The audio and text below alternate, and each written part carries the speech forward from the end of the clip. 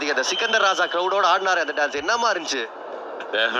சென்னையில வந்து அப்சல்யூட்லிங்க நல்ல பேக்கப் இருக்கும், அந்த கிரவுட் பேக்கிங் இருக்கும். இஸ் அஃப்கோர்ஸ் நீங்கள் சென்னையில் நாலேஜபிள் க்ரௌடுன்னு நீங்கள் எஸ் அஃப்கோர்ஸ் ஃபுல் ஹவுஸ் தான் இருக்கும். இந்தியா ஆடுறாங்க அவங்களோட ஃபர்ஸ்ட் மேட்ச் இந்த வேர்ல்ட் கப்பில் சென்னையில். அண்ட் ஜிம்பாப்வே நல்ல கிரிக்கெட் விளையாடினா அவங்களுக்கும் சப்போர்ட் இருக்குங்க. அதுதான் சென்னை கிரௌடோட ஸ்பெஷாலிட்டி. சரி, கிரவுண்டுக்கு போய் பார்க்க முடியலையே அப்படின்னு நீங்க கவலையே படாதீங்க நேரில். ஸ்டார் ஸ்போர்ட்ஸ் தமிழ் மற்றும் ஜியோ ஹாட்ஸ்டார்ல நாங்க நிச்சயமா எடுத்துட்டு வருவோம். உங்களுக்கு அதே ஃபீல் கொடுக்க நாங்களும் ட்ரை பண்ணுவோம்.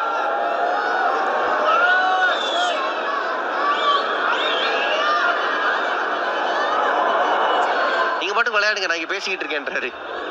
அந்த மாதிரி தான் போய்கிட்டு இருக்கு. வாஷிங்டன் சுந்தர் கொஞ்சம் எக்ஸ்பென்சிவா இருந்திருக்காரு அந்த ஃபர்ஸ்ட் 2 ஓவர்ல. விக்கெட் 2 விக்கெட் எடுத்தாருன்னா நல்லா இருக்கும். டெஃபினட்டா கான்ஃபிடன்ஸ் கிடைக்கும்.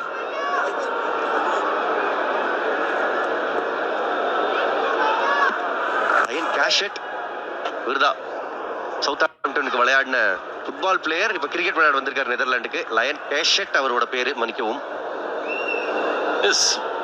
ஃபுட்பால் ஆட்டு நேரம் கிரிக்கெட் எஸ் அந்த அளவுக்கு ஈஸி கிடையாது. Football high demanding sport.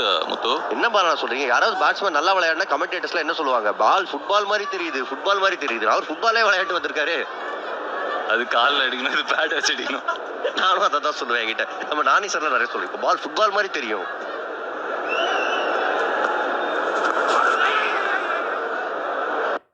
ஒரு நாள் பூரா அந்த ஷாட் விளையாடுவாரு. பாட்டு டுவர்ட்ஸ் ஃபைட் பண்ணியிருக்காங்க நெதர்லாந்து பேட்டர்ஸ். அப்கோர்ஸ் விக்கெட்டை விட்டுருக்காங்க 5 விக்கெட். பட் இருந்தாலும் ஓரளவுக்கு நம்ம பார்த்தோம் பார்ட்னர்ஷிப் வந்தது. அந்த அளவுக்கு கேபிட்டலைஸ் பண்ணல. இதுதான் அந்த லாஸ்ட் விக்கெட்டு வைடரா போட்டாரு. ஆஸ்திரேலியா அடிக்க பார்த்தாரு, பட் எட்ஜ் வாங்கி நேராக ஷார்ட் தேர்ட் மேன்ல.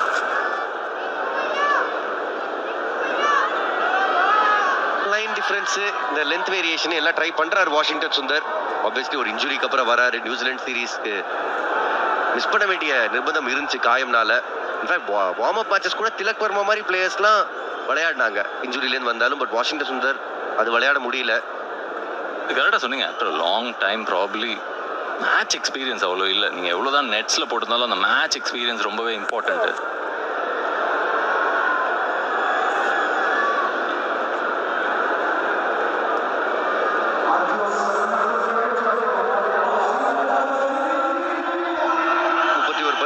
மேட்ச்ல இன்னும் 77 ரன்கள் வேணும்.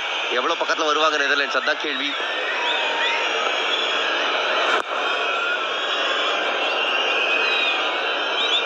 ஓவர் முடியுது. 6 ரன் இந்த ஓவர்ல, 6 சிங்கிள். 118க்கு 5. காவேரி மறந்ததாவே இருக்கட்டும். அவளை ஊருக்கு கூட்டிட்டு போயிடுங்க. போகும்போது எங்க பேத்தியை மட்டும் கொடுத்துட்டு போயிருங்க.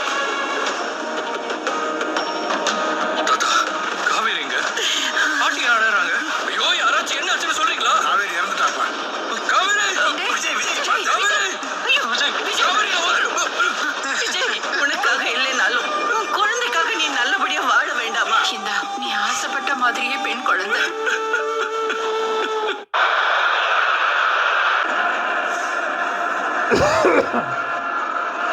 ரன் புழுக்கள் ஒப்பீடுல இங்க நெக்காதாக இருக்காங்க. இதே நிலையில இந்தியாவும் கரெக்டா 118 பாலானா 4 விக்கெட் எழுந்திருந்தாங்க. இதுக்கப்புறம் சிவம் துபேவும் ஹார்திக் பாண்டியாவும் அடிக்கிற மாதிரி நம்ம வந்து இங்கே யாராவது அடிப்பாங்களான்னு வெயிட் பண்ணி தான் பார்க்கணும். பட் அந்த அளவுக்கு பவர் ரேட்டிங்கை பார்த்தோம் அந்த ஃபர்ஸ்ட் இன்னிங்ஸில். ஆனால் பாலானா அங்கே வந்து நெதர்லாந்து போலர்ஸ் போட்டுருந்தாங்க. இங்கே இந்தியா கிட்ட பும்ராஸ்திரம் இருக்கு. பெரிய அஸ்திரம் அதுதான் பும்ராஸ்திரம். வருண் சக்கரவர்த்திக்கு ஒரு ஓவர் இருக்கு. டெஃபினட்டாக வந்து அந்த இடத்துல ரிட்டர்ன் பண்ணிடுவாங்க.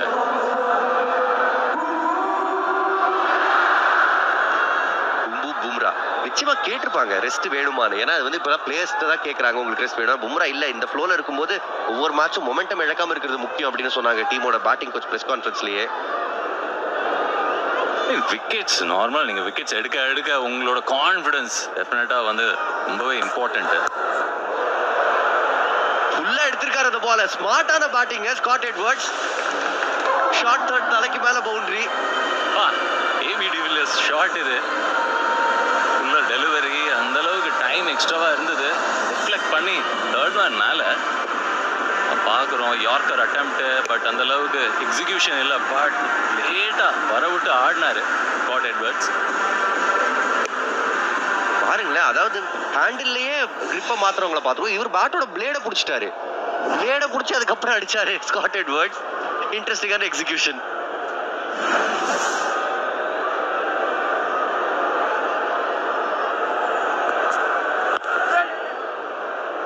அடுத்த பாலே பேசுவான்னு எடுத்துட்டு வந்தார் ஜஸ்பிரீத் பும்ரா.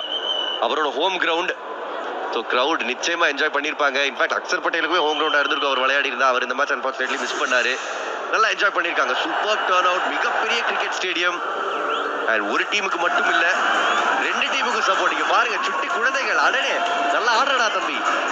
ஏ டட்டனக்கா, ஏ டனக்கா, ஏ டட்டனக்கா. எப்பயுமே கிரவுடு பெரிய லெவலில் வரும்.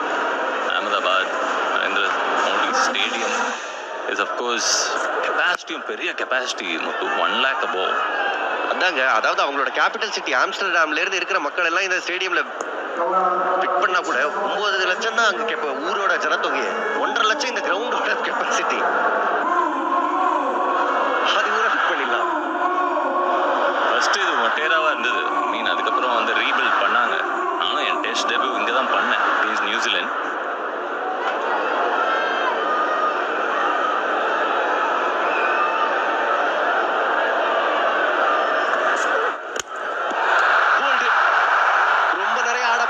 Shot Scott Edwards.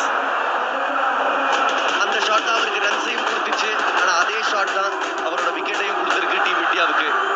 கம்ப்ளீட்டா மிஸ் பண்ணிட்டாரு. நேரா ஸ்டம்ப் டு ஸ்டம்ப் போலிங் இது அதுவுமே பண்ணியிருக்காரு.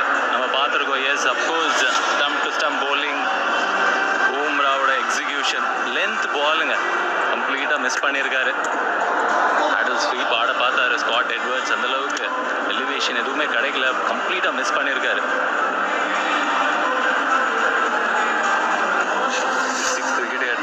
ஸ்காட் எட்வர்ட்ஸ் ஒரு ஓட்டு போறாரு. 15க்கு 125 for 6.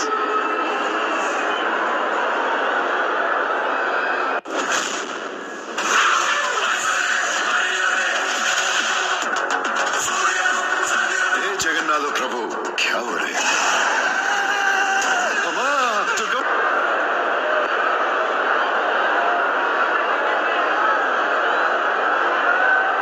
க்ளோஸ் வந்திருக்காரு பேட்டிங்க்கு. வந்தோடனே இன்னிங்ஸ் க்ளோஸ் நினைச்சேன். இல்ல, ஓவர் முடியுது 125க்கு 6.